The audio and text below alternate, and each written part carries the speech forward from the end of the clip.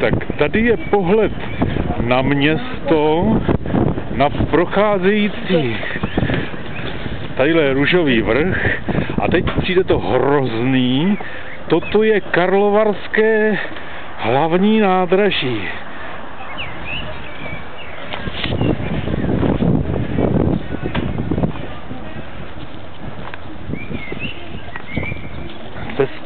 Zbíhám po schodišti dolů.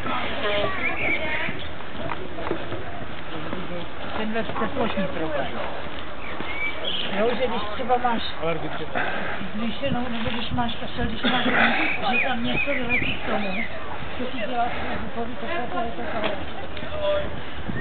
To udělat bezpět. Může nic nedělat, ještě takhle.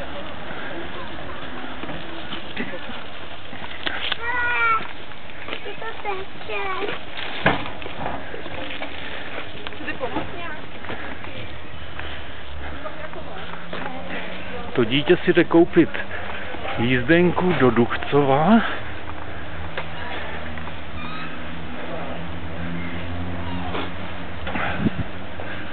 Podíváme se, jak vypadá pokladna, to v Americe neznáte.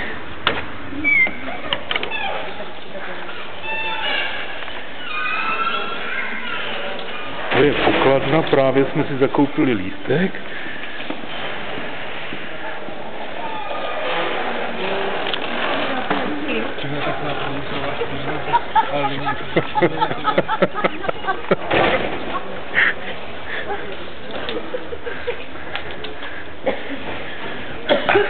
A dojdeme až k nivelační značce.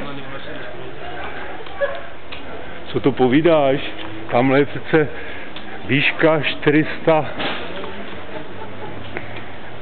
nevím kolik, ale už se k tomu blížíme.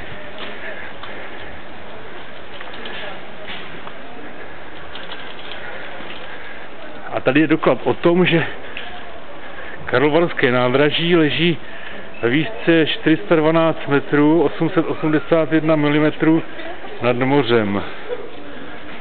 Teta se směje, tak teď řekněte něco Marcelovi k narozeninám. Všechno nejlepší, Martilku. Ty taky. Jo, všechno nejlepší.